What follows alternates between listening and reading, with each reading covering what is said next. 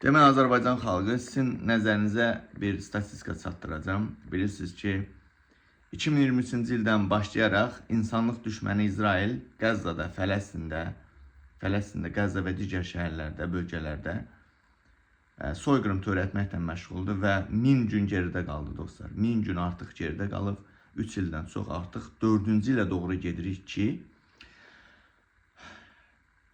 UNICEF və Birləşmiş Millətlər Təşkilatı rəsmi statistika açıqlayıb. Statistika nədən ibarətdir?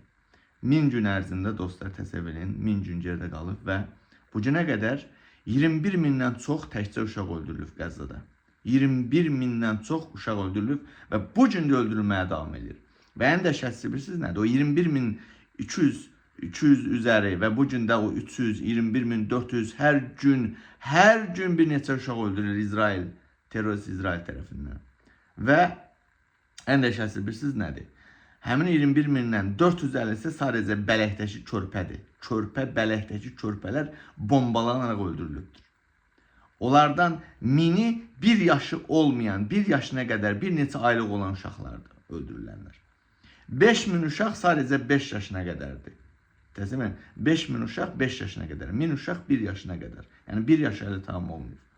450 uşaq Bələkdəki körpə.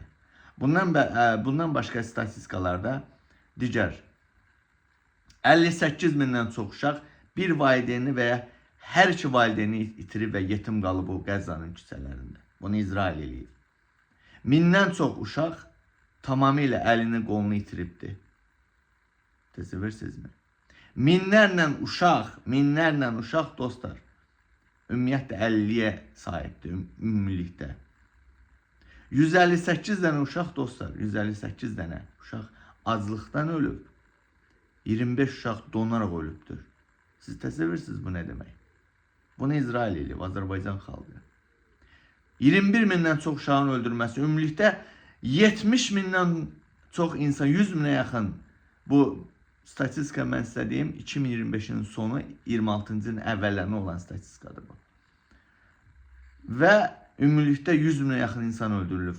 21 mindən çoxu təkcə təsəvvür edin, bu ölənlərin təxminən 30%-dən çox eləyir. Yəni İsrail bu statistika ilə, həmin bu öldürülənlərlə,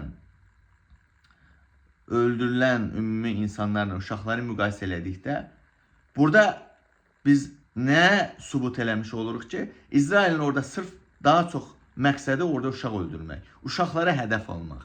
Və sizə bir şey də deyim ki, bu genosiddə, bu soyqırımda, bu insanlara qarşı bu törədilən, İsrailin törətdiyi bu cinayətlərdə, insan öldürmək, uşaq qatilliyində Azərbaycanın da rolu var. İndi mənə sual verə bilərsin, necə? Bugün İsrail ordusunu yanacaqla təmin edən Azərbaycanın SOCAR bizim neftimizdir, petrolumuzdur. Bugün həmin bizim benzinimizi doldururlar İsrailin tanklarına, texnikalarına və həmin tank texnika ilə İsraildə, Qəzzada gedib uşaqları öldürür. Başa düşürsünüzmü Azərbaycan xalqı bu nə demək? Bugün biz dünyada hamının lənətlədiyi, İsrailin törətdiyi bu soyqırımda biz pay sahibiyik. Yəni ki, əlimiz qana batıb Azərbaycan olaraq.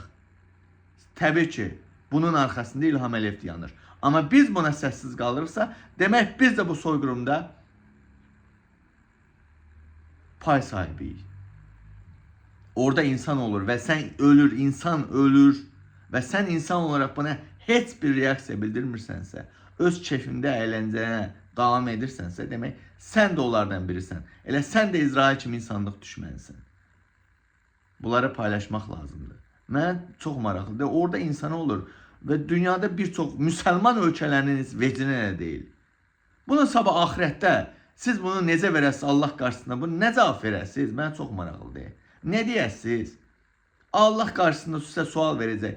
Sənin orada din qardaşların soyqırım eləyir o mənim lənətlədiyim bir qövüm. Bəs sən hara baxırdın? Nə deyəsən? Falan şeyim var idi, işim var idi, poxlu qarnımı doyuzururdum, işləyirdim, vaxtım yox idi. Nə deyəsən?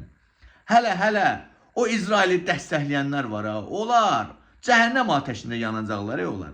Hələ bunlar bu dünya onlar üçün qoy olsun şey. keyf əyləncə məskəni. Yazıqlar olsun. İsrail, yenə deyirəm, bəşəriyyətin düşmənidir, insanlığın düşmənidir.